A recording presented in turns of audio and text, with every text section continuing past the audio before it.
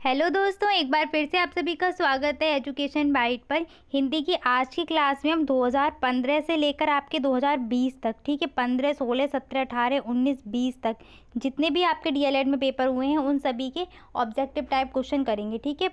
15 से आपके 20 तक टोटल 6 पेपर हो गए आपके, और हर पेपर में जो एमसीक्यू हैं वो 5 आते हैं, ठीक है। तो इस हिसाब से आपके जो क्वेश्चन हो गए हैं वो 30 क्वेश्चन हो गए हैं, ठीक है। और हर क्वेश्चन एक एक नंबर का होता है, तो 30 क्वेश्चन और 30 नंबर हो गए, ठीक। आज की जो क्लास है आप टेस्ट के रूप में लेना, ठीक। और जितने भी आपके मार्क्स आते हैं वो मुझे कमेंट सेक्शन में टाइप करके बताना, ठीक है। उससे पहले ये समझ लेते हैं, आपका जो हिंदी का पेपर होता है वो 3 पार्ट में आता है, ठीक है। 3 पार्ट का मतलब ये हुआ कि उसमें 3 भाग होते हैं, ठीक है। फर्स्ट भाग में क्या होते हैं, आपके एमसीक्यू क्वेश्चन आते हैं जो 5 होते हैं और एक एक नंबर का, यानी कि टोटल मार्क्स यहाँ से 5 बन जाएंगे आपके। फिर आते हैं आपके very short question. Very short question आपके 6 क्वेश्चन आते हैं और आपका एक एक नंबर का होता है, तो आपको 6 नंबर यहाँ मिल जाएंगे। और फिर आपके आते हैं शॉर्ट क्वेश्चन या अति लघु वाले, ठीक है। इसमें आपको कम से कम 8 से 10 लाइनें लिखनी पड़ेंगी। ये आपके 7 क्वेश्चन आएंगे और कितने नंबर के, 2 नंबर के, ठीक है। तो 14 नंबर आपको यहाँ से मिलेंगे, ठीक है। इस तरीके से आपका पेपर बना हुआ होता है, ठीक, इतने पार्ट में। तो मैंने ये किया है, आपके 15 से लेकर 20 तक जितने पेपर हैं सबके एमसीक्यू हम एक वीडियो में कवर कर लेंगे। फिर हम वेरी शॉर्ट एक में कवर कर लेंगे और शॉर्ट वाले फिर एक साथ कर लेंगे, ठीक है। संस्कृत की और जो साइंस की है आपकी, वो मैंने आपके एमसीक्यू करवा दिए हैं प्रीवियस ईयर के। अगर आपने वो वीडियो नहीं देखी है तो प्लीज़ आप प्लेलिस्ट में जाकर वो वीडियो देख सकते हैं, ठीक है। तो चलिए क्लास स्टार्ट करते हैं। ये जो पेपर है आपका 2020 में हुआ था, बैक पेपर वही है। फर्स्ट क्वेश्चन है आपका, यहाँ पे हुआ का वर्ग में आने वाले वर्ण हैं। का वर्ग में आने वाले वर्ण कौन से हैं? तो का वर्ग में का, खा, गा, घा ये आते हैं। यहाँ पर का, चा, टा ये तो हो नहीं सकता ऑप्शन। फिर का, चा, खा ये भी रॉन्ग है। आपका सेकेंड ऑप्शन करेक्ट है, ये का, खा, गा, ठीक है। का वर्ग में आपके कौन से वर्ण आएंगे? ये वाले, ठीक। शुद्ध वर्तनी वाला शब्द है कुमुदिनी। ये अभी लास्ट क्लास में जो मैंने आपको राधन वाला करवाया था उसमें भी ये क्वेश्चन मिल गए होंगे आपको, ठीक है। तो इसका आपका आंसर हो जाएगा थर्ड वाला करेक्ट, ठीक है। नेक्स्ट है बा वर्ण का उच्चारण स्थान है। बा वर्ण का उच्चारण स्थान क्या होता है?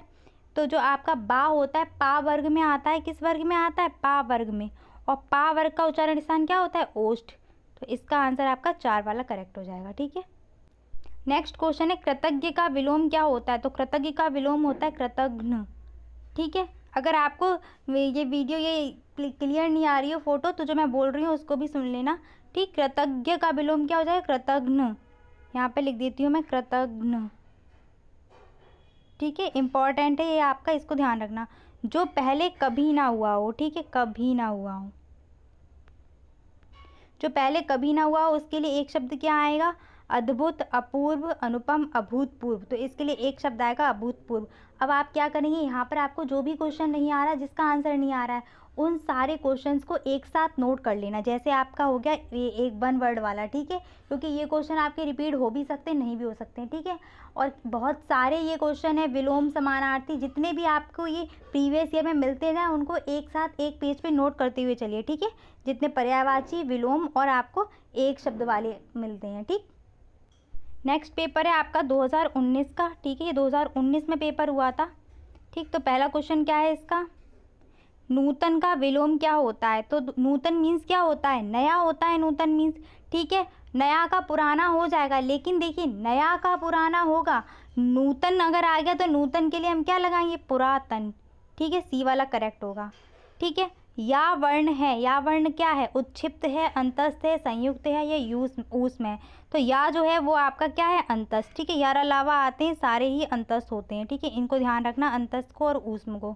भाषा शिक्षण के अंतर्गत सुलेख से क्या तात्पर्य है? तो सुलेख को अगर हम तोड़ें तो क्या होता है? सु अलग हो जाता है और लेख अलग हो जाता है। तो सु का मतलब होता है सुंदर, लेख मीन्स लिखना, तो सुंदर लेखन, ए इसका करेक्ट हो जाएगा, ठीक है। नेक्स्ट है फोर्थ क्वेश्चन, ज्ञा वर्ण किन वर्णों के संयोग से बना है?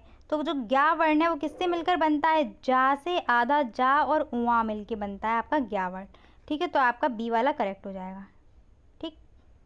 नेक्स्ट क्वेश्चन 5 देखिए, अशुद्ध वर्तनी वाला शब्द है अत्युत्तम, अभ्युदय, अत्याधिक, अन्वय, ठीक है। तो इसमें क्या है, ये सब आपके संधि से बने हुए हैं। अत्युत्तम को अगर हम तोड़ेंगे तो अति प्लस उत्तम निकल आएगा, ठीक है। अभ्युदय को तोड़ेंगे तो अभि प्लस उदय निकल आएगा, ठीक। अगर हम इसको तोड़ेंगे तो क्या निकलना चाहिए हमारा? अति प्लस अधिक, अति प्लस अधिक से मिलकर बनेगा क्या, अत्यधिक। अत्याधिक नहीं होता है, शुद्ध शब्द क्या होता है, अत्यधिक। ठीक है, तो यहाँ पे अशुद्ध पूछा था उसने, तो अशुद्ध वाला कौन सा, आपका सी वाला करेक्ट हो जाएगा। ठीक है, अत्याधिक हो जाएगा करेक्ट। और अत्याधिक का शुद्ध रूप क्या होता है, अत्यधिक। ठीक है, तो यहाँ पर जो भी शुद्ध आए हुए हैं उन शुद्ध को लिखना, आपको अशुद्ध से मतलब नहीं रखना है। आपको शुद्ध वाले जो वर्ण हैं, अत्यधिक वगैरह, उपर्युक्त, ये सब आपको वर्ण कहीं अगर मिलते जाए ना प्रैक्टिस पेपर में, तो आप उन सबको एक साथ नोट करते हुए चलिए। ठीक है, नेक्स्ट पेपर है आपका 2018 का। ठीक है, 2018 का पेपर है। ढाढ़ा वर्ण कौन से, तो ये आपके उच्छिष्ट वर्ण होते हैं, उच्छिष्ट। ठीक है, इसको अच्छे से याद रखना। शा वर्ण का उच्चारण स्थान क्या होता है। ठीक है, तो जो मैंने ई और चा वर्ग लिखाए थे आपको, तो ई और चा वर्ग के साथ ही शा का उच्चारण स्थान लिखाया था, तो इसको याद रखना। जो ई का उच्चारण स्थान होगा और जो चा वर्ग का उच्चारण स्थान होगा, वही आपका किसका होगा, शा का उच्चारण स्थान। ठीक है, तो इसका क्या हो जाएगा आंसर, तालव्य। और देखिए शा को भी अच्छे से याद रखिए। ठीक है, जब भी आपको शा सा बोलना हो ना, तो ये मत बोलिए सलजम वाला सा या ये वह सड़क वाला सा है, तो इसको इस तरीके से याद रखिए, ये कौन सा है, तालव्य सा। ठीक है, इसको षटकोण वाले को बोलते हैं मूर्धन्य सा, और ये जो होता है आपका, ये होता है दंती सा। ठीक है, इस तरीके से इनको याद रखिए, तालव्य सा, और ये हो जाएगा मूर्धन्य सा, और ये हो जाएगा आपका क्या, दंती सा। ठीक है, इनको याद करने की ट्रिक मैंने बताई थी। शलजम खाया, फिर खा के पेट फट गया, और फिर क्या होगा, सड़क पे गिर गए आके हम। ठीक है, आनंद का विलोम क्या होता है, तो आनंद मीन्स क्या होता है, हर्ष, मतलब खुशी होना। ठीक है, और आनंद के अपोजिट में क्या होगा, दुख होना होगा। ठीक, तो पहला शब्द है विष, विष तो क्या होता है, जहर। और फिर दूसरा क्या है, विषाद, विषाद मीन्स होता है दुख होना। ठीक है, तो आनंद का यहाँ पे विलोम क्या मिल जाएगा, विषाद। ठीक, विलोम और पर्यायवाची आपको जितने भी मिलते जाए ना, एक साथ में नोट करते हुए चलिएगा। ठीक है, ताकि लास्ट टाइम पे आपको ढूंढना ना पड़े कि कहाँ पे विलोम है, कहाँ पर्यायवाची है। फटाफट से अपना पेज निकाला और उससे हमने रिवीजन कर लिया। ठीक है, नेक्स्ट पेपर है आपका 2017 का। ठीक है, ये 2017 में पेपर हुआ था, वो वाला पेपर है। देवनागरी लिपि की विशेषता से संबंधित नहीं है, जो बोला जाता है वही लिखा जाता है, ये बात तो सही है। इसमें एक वर्ण में दूसरे वर्ण का भ्रम नहीं होता, ये बात भी ठीक है। शिरोरेखा का प्रयोग अनावश्यक केवल अलंकरण के लिए होता है, या फिर एक वर्ण संकेत से अनिवार्यता एक ही ध्वनि व्यक्त होती, तो ये वाला भी सही है आपका। इसका मतलब क्या हुआ, ये वाला ऑप्शन रॉन्ग हो गया, यानी कि शिरोरेखा का प्रयोग अनावश्यक है। सही बात है, अगर हमें जल्दी जल्दी लिखना है तो काफ़ी लोग शिरोरेखा लगाते भी नहीं है। ठीक है, उससे क्या है, टाइम बच जाता है, तो ये फालतू में ही लगाई जाती बस। क्यों, इससे जो शब्द है वो अलग से पता चलता है, अच्छा लगता है थोड़ा देखने में। ठीक है, तो जो यहाँ पे विशेषता नहीं है, इस कारण से आपका सी ऑप्शन करेक्ट हो जाएगा। भाषा की सबसे छोटी इकाई क्या है, व्यंजन, स्वर, शब्द, वर्ण। तो यहाँ पे आपकी भाषा की सबसे छोटी इकाई क्या हो जाएगी, वर्ण हो जाएगी। ठीक है, नेक्स्ट क्या है, वर्णमाला का आशय क्या है, तो वर्णमाला क्या होती है, वर्णमाला में वर्ण लिखे हुए होते हैं, लेकिन क्या है, वर्ण भी व्यवस्थित क्रम में लिखे होते हैं। ठीक है, तो इसीलिए क्या हो जाएगा आपका सी वाला। ठीक है, वर्णों के व्यवस्थित समूह को ही वर्णमाला कहा जाता है। डेफिनेशन याद रखना वर्णमाला की, पूछी भी जाती है आपको, वेरी शॉर्ट में पूछ सकता है ये। नेक्स्ट क्वेश्चन है, हिंदी भाषा में मूलतः वर्णों की संख्या कितनी है, तो 52 है, आप 52। ठीक है, जिसमें 33 याद रखना व्यंजन होते हैं और आपके 11 स्वर होते हैं। ठीक है, अयोगवाह हैं, तो अयोगवाह में क्या बताए थे मैंने, अयोगवाह में 2 बताए थे, एक थे विसर्ग, ठीक है, और दूसरा होता है अनुस्वार। ठीक है, चंद्रबिंदु नहीं, सॉरी, अंक की बिंदी वाला। ठीक है, अनुस्वार 2 याद रखना, विसर्ग और एक अनुस्वार। ठीक है, संस्कृत में आपके 4 होते हैं अयोगवाह, लेकिन हिंदी में आपके 2 होते हैं, तो इसलिए आपका ए ऑप्शन करेक्ट हो जाएगा। नेक्स्ट पेपर ये है 16 में पेपर जो हुआ था वो वाला पेपर है। जल में समाहित स्वर्ण वर्ण है, तो जल में कौन सा वर्ण समाहित है। अब इसके लिए क्या करेंगे आप, वर्ण विच्छेद करके देख लिए, तो जा किया, फिर आ निकल आएगा। देखिए जब भी कोई व्यंजन होता है, अगर वो पूरा आपको लिखा हुआ दिखाई दे रहा है बिना हलंत के, इसका मतलब क्या है, उसके साथ स्वर का सपोर्ट है। और कौन सा स्वर है उसके पास, आ स्वर होता है। ठीक है, हिरस्व आ। ठीक, ला के पास भी कोई मात्रा नहीं है, तो लेकिन स्वर कौन सा है, आ स्वर है। ठीक है, तो इस जल वर्ण में, जल जो शब्द है, इस शब्द में कौन सा वर्ण है, कौन सा स्वर है, तो आ हो जाएगा, यानी कि बा वाला ऑप्शन, बी वाला। क्षा संयुक्त वर्ण किसके संयोग से बना हुआ है, तो जितने भी 4 संयुक्त वर्ण हैं आपके, क्षा, त्र, ज्ञा और श्रा भी आता है। ठीक है, तो ये किस किस के संयोग से बने हैं, इनको ध्यान रखना। जो क्षा है आपका वो का और सा, ठीक है, षटकोण वाला सा आता है, यानी कि डी वाला हो जाएगा आपका। ठीक है, ता की अगर त्रा की बात करेंगे तो त्रा किससे बनता है, ता से और रा से बनता है। ठीक है। आपका जो हलंतम ता होगा और रा हो जाएगा, ठीक है। ज्ञा वाला तो अभी आया ही था, जा और वहाँ से मिलके बना था, ठीक है। और जो श्रा होता है आपका, श्रा, ये वाला श्रा होता है, वो किससे बनता है? तालव्य शाह से और रा से, ठीक है। तालव्य शाह हलंतम होगा, ठीक है। ये याद रखना, जो पहला वाला शब्द, पहला जो वर्ण होगा ना वो हलंतम होगा, ठीक है। उसके बाद जो पीछे वाला होगा वो पूरा होगा, ठीक। पर्वत शब्द का समानार्थी क्या है? तो पर्वत शब्द के समानार्थी देखिए, घन, घन तो होता है बादल या मेघ बोलते हैं घन को, ठीक है। आगार, आगार बताया था भंडार गृह होता है जहाँ पे कोई चीज़ एकत्रित की जाती है वो। कूट, कूट शब्द आपका पहाड़ का, पर्वत का है, ठीक है। तो आप यहाँ पे पहाड़ भी लिख सकते हैं, पर्वत भी लिख सकते हैं, नग भी लिख सकते हैं, नग, ठीक है। नग भी पर्वत होता है, ठीक। अगर नगराज की बात करेंगे, ठीक है, नगपति की बात करेंगे तो वो फिर आपका हिमालय हो जाएगा, ठीक है। नग का पति, नगराज, ठीक, तो वो आपका क्या हो जाएगा? हिमालय हो जाएगा, ठीक। नागराज की बात करेंगे तो वो आपके शेषनाग हो जाएंगे, ठीक है। नग और नाग में अंतर है। नग शब्द क्या है? पहाड़ को बताता है, नग पहाड़ का पर्यायवाची है, और नाग यानी कि सांप वाला, ठीक है। पादप तो वृक्ष है आपका, ठीक है। नेक्स्ट क्वेश्चन है, विरोध शब्द का विलोम क्या है? तो विरोध यानी कि किसी का साथ ना देना, और साथ देते हैं तो क्या हो जाता है? समर्थन। ये आपको राजनीतिक पार्टियों में काफ़ी देखने को मिलता है, वो उनका समर्थन कर रहे हैं, ऐसा वर्ड सुनने को मिलता है ना। कलम पकड़ने की सही विधि कौन सी है? तो कलम कैसे पकड़ते हैं हम?